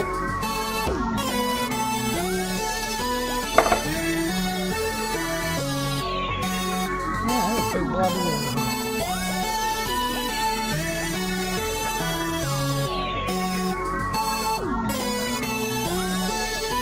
Clean that off. I got tips in the house. I need to put some more tips in the house. Okay, so this is end grain. Oh, boy, start. Give my regular. Okay, so since this is end grain, boy, it's got a nice little curve to it too. I'm gonna take it. I'm gonna work a layer of glue in and let it start to set up. Okay, I got a little curve over. Because the gluing on an end grain is like one of the weakest connections. Actually, doing anything on an end grain is the weakest connection. And by doing this, you're adding a layer. You're kind of prepping it, working up the fibers. I got CA glue. I was doing these with CA. And then we turn around. La la la la la. Wait. La la la la. Wait. Okay. All right. Now we take Now we'll put another coat on it. Doesn't have to be real heavy. It's just a good even coat. So what we've done is we've kind of cut down on the amount of glue that the end grain's going to suck up. Here's a little bit more. I'm not looking for a lot of squeeze out on this. Okay, so now we got that. Okay, Grim, just a second. I'll be right there. So we're going to ahead and we're going to put in. It's Heather's fault. Blame Heather. Everybody else does. Okay, and then we're going to put this all in there and make sure it's all tight. I'm going to bring in another clamp. And we're going to clamp it back this way. Let's see. So the music's a little loud. Huh? How's that, Grim? Is that better? Or is that too soft? About like that, huh? How's that, Grim? Is that better? Doo-ba-doo-ba-doo. Okay, good. I'm not too loud, am I? Bass? That's bass fish. Huh. Jeez. Okay, so we're going to do a quick clamp. It's got to be bigger than... I don't think that big. This one might not be big enough. No, I think this one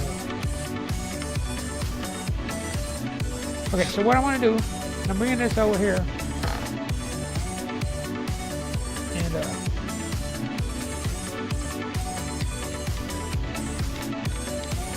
oh, okay. If it's still too loud, let me know. I mean,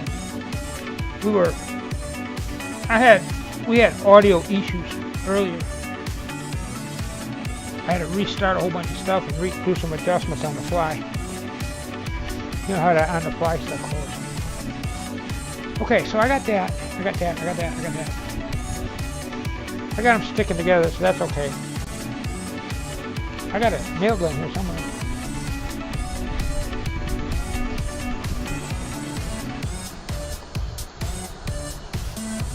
Put a sheet of nails somewhere.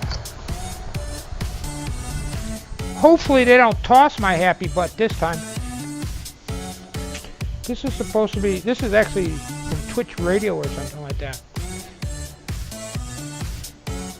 The music's not too bad. Every once in a while they come up with one that sounds like I should be in a Mario Brothers video game. But, hey, what are you gonna do?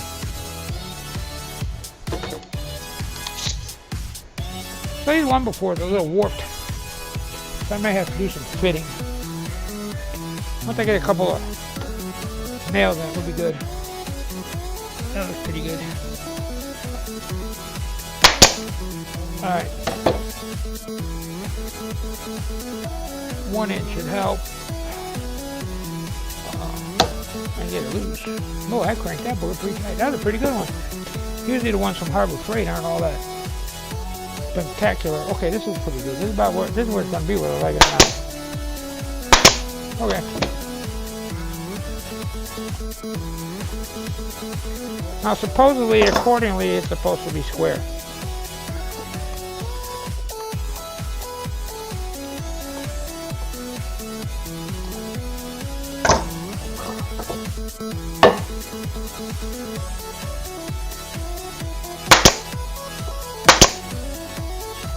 Dang! They look kind of perforated. Perforated. Okay. Hopefully I'm doing this so that you guys can see it. Getting oriented, being able to set this up and everything like that, it's kind of a pain in the butt because I end up getting into everything. And I'm left-handed, so I'm trying to get to kind of like looking over my shoulder to stay not too bad out. Okay, here we go. This one goes in here like this.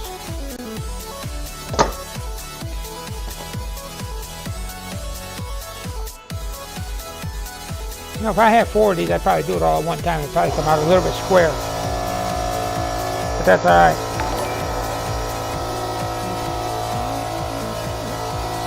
Thank you for hosting.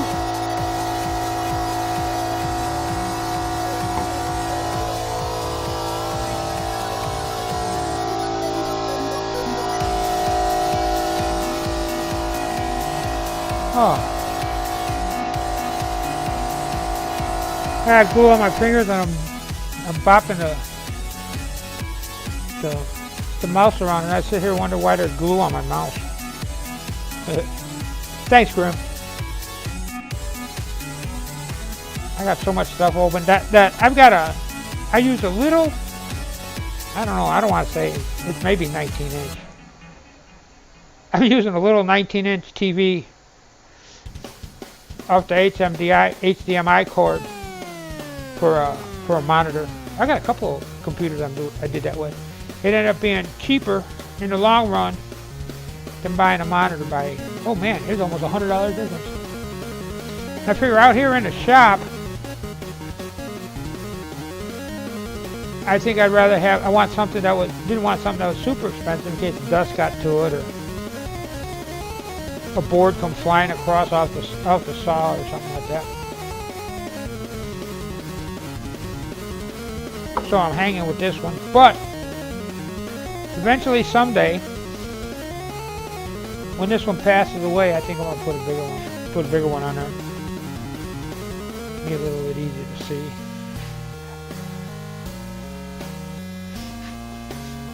I got a little tablet. I got a couple little tablets I can use to follow chat. But it never fails when I'm going to check chat. It's always, the tablet's always on the other side of the shop anyway, because I forget to bring it with me. Alright.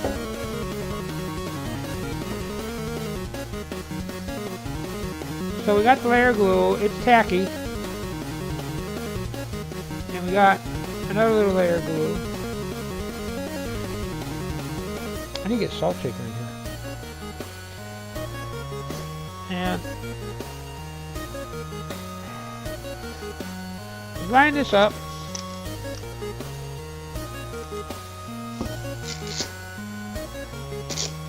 I might have to do a bonsai trick and level out my table again. I think it worked.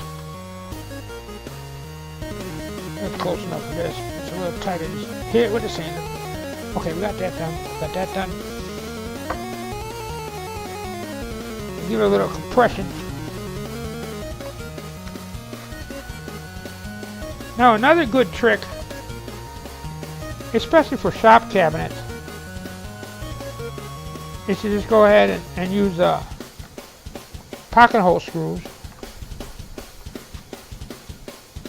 because they'll hold stuff in there pretty tight too.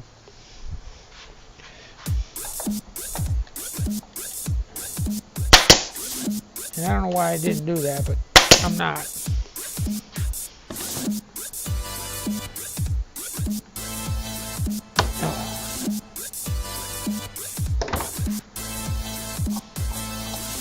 Yeah, there's a little lump here.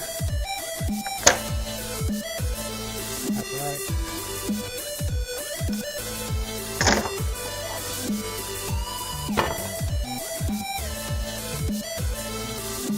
Yeah, that's squared up pretty good. Not bad for old twisted up boards.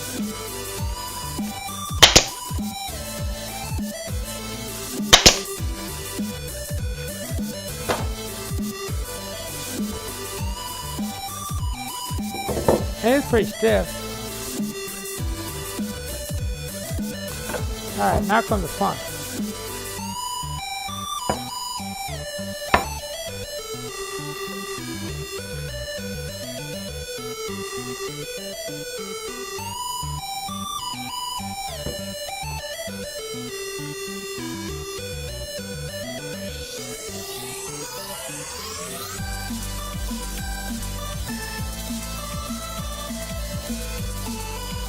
I probably should have had at least 2 of these squares. They're too cheap.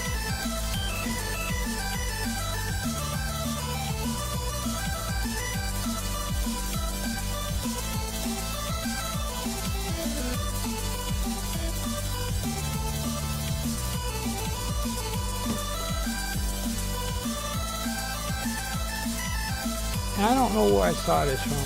If I did, I'd give them credit for it. This thing I'm going engraved like this looks pretty good.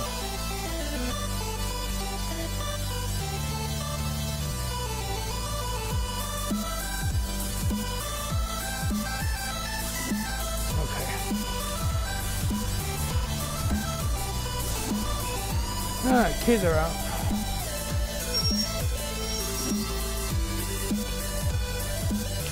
Alright, this one's gonna kind of float. Hopefully it won't tack up. Won't tack up before I get it glued in.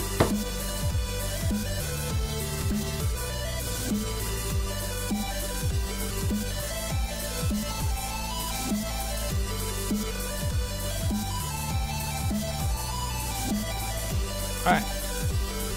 So we got that set, we got this set. Almost got this set.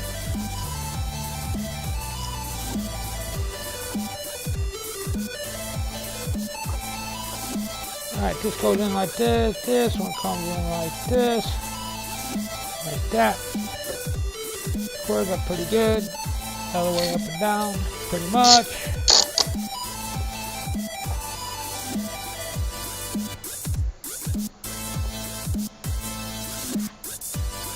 Kind of ballpark this one.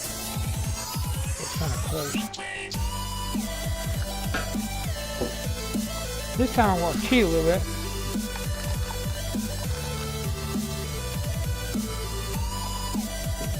I'll pull it in the middle like that. Okay, there we go. I'm going to pop a couple Bradleys in here and then we're going to go over the other side right away.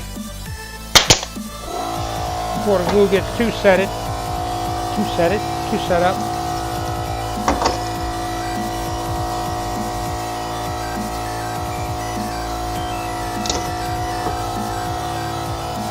Alright, this goes on here like that.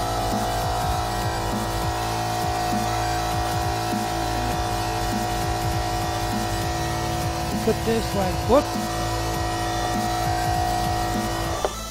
Alright. That's a little closer.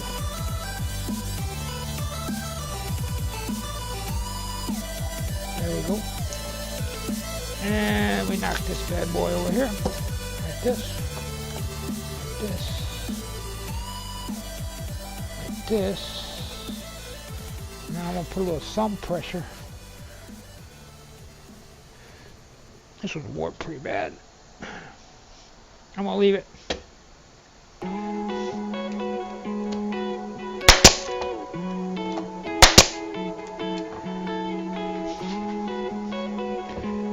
End up sanding it down.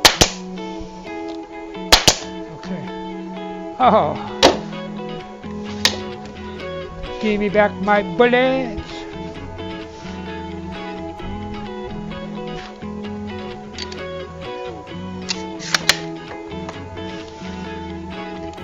We're going to hit that hole, that indent. Nope. Not even close. Okay.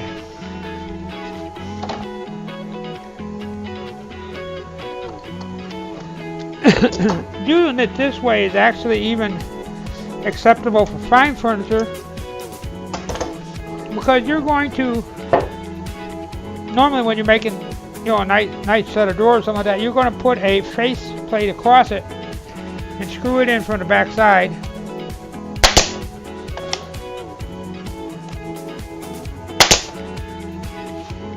Okay. And it's going to cover all that up. Normally, if I'm going to make if I'm doing something real nice, like a real nice cabinet or something like that, I'll go with the box joint.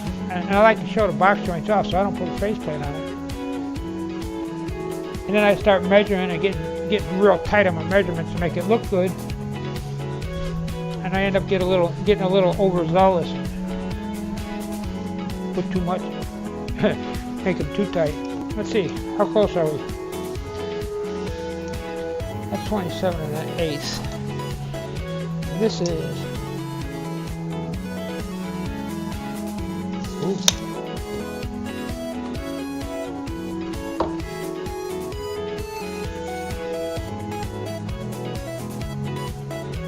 And 27 1/4. This is 27 1/8. Okay, so overdid it. I don't think this one's long enough, is it? No, doesn't. I'm off square, just a hair. I'll pull it, don't even know it. Let's use a real big one.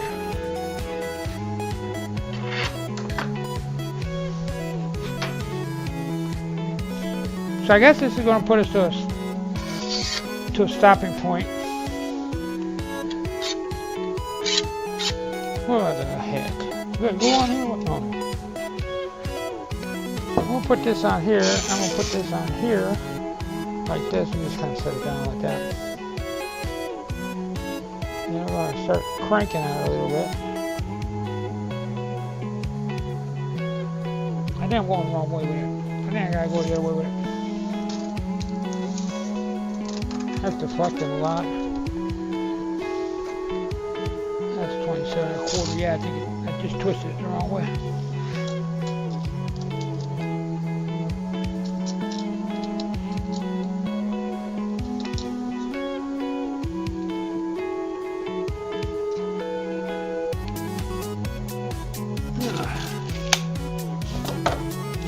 Alright, let's go the other way. I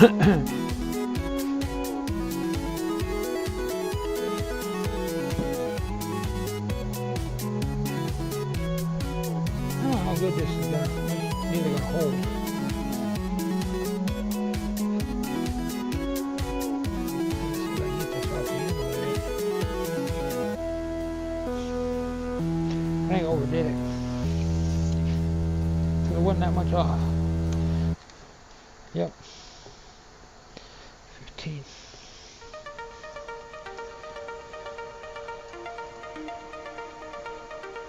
Yeah, we did it.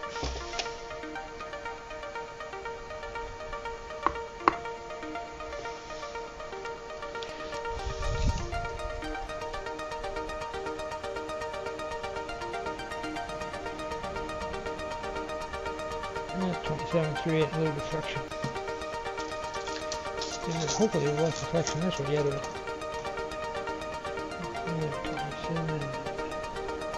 right there.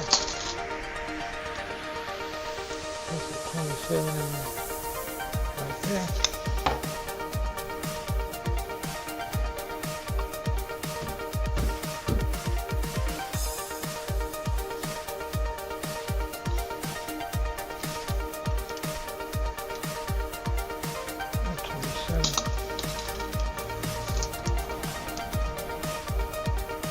Oh, bucket!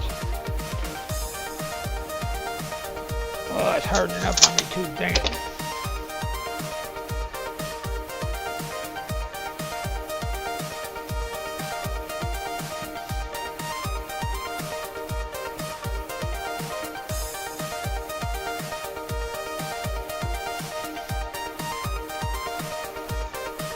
Alright, shut up. I'm gonna do this one, give up.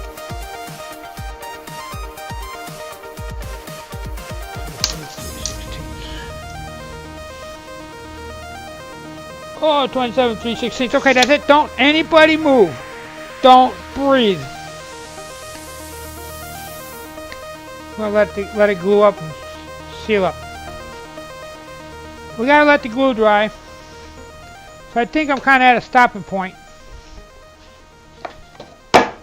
So I want that to be kind of a lot squarer than it was, and it's floating around. So I gotta have that glue harden up before I can do anything else. So I think we're going to call it a day, and I think the first thing that I'm going to do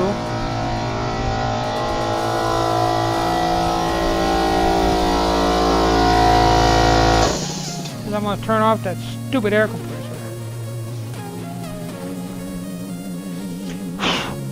I'm going to try to get on and stream finishing this tomorrow.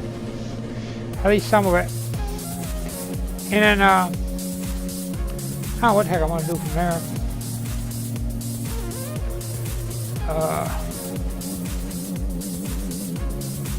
Not sure.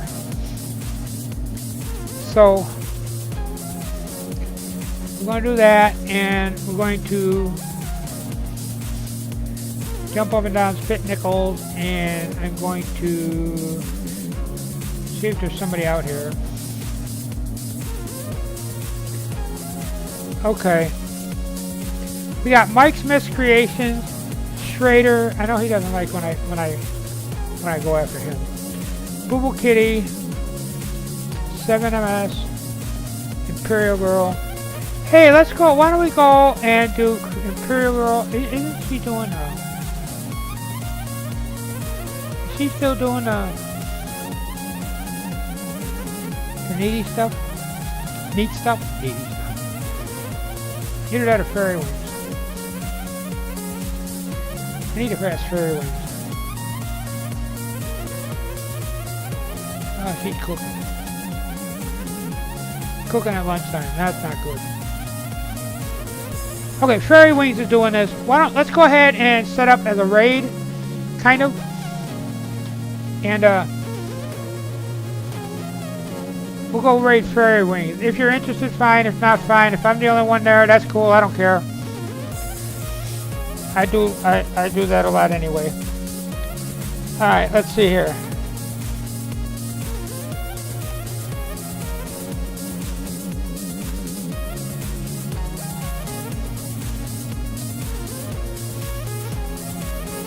Alright, there it is. That's funny. That's funny. I gotta go back over here and turn my raid thing off. Not a raid. Okay, so go ahead and copy that bad boy out. It's only 200 feet long. Cool. Thanks, Heather. Yeah, I'll be there. I will be there. And I will talk to you all later. Everybody have a very, very nice evening or afternoon or whatever. And we will go ahead, as soon as I get this out of here, and we will go ahead. Oh man. My earphone thing killed me when I hit the raid thing. Alright, so we want to host. There's a way to do this through the bot. I just haven't figured out how to do it yet. I haven't figured out much on this bot. I got the thing running, that's the main thing.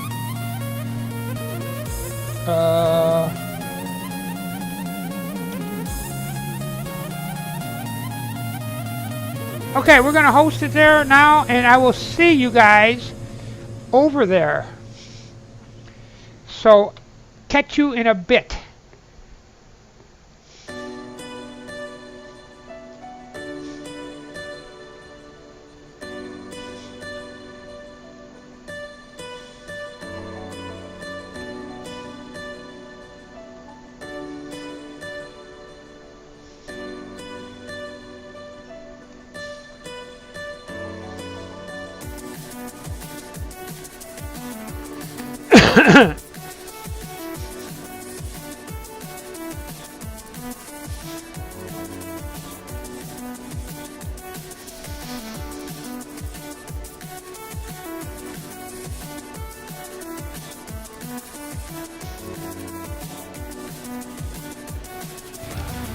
Demons and Angels, thank you for the follow. Holy crap. All the things are happening right now.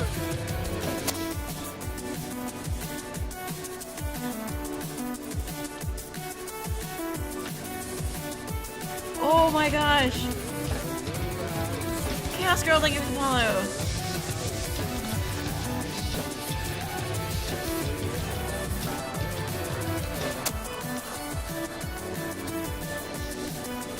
Thank you so much. Grimbo, Jim, hello. Heather, hello. Wow, 2 raids back to back. Thank you, thank you, thank you. That was awesome. Thank you. What I'm making today.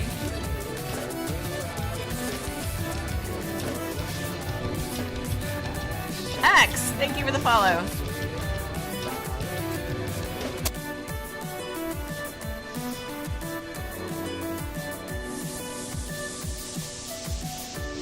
Oh, this is what I'm making right now.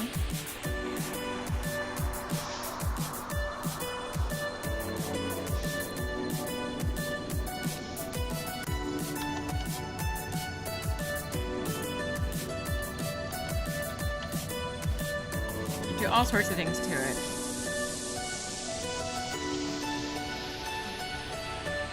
So this is a chainmail fidget. We do them on different colors. This is one of the like spinner fidgets that's all the rage right now.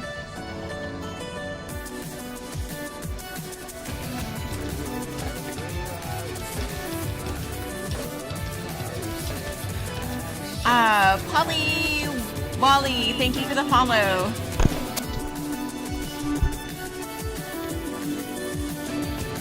Heather, thank you for the follow.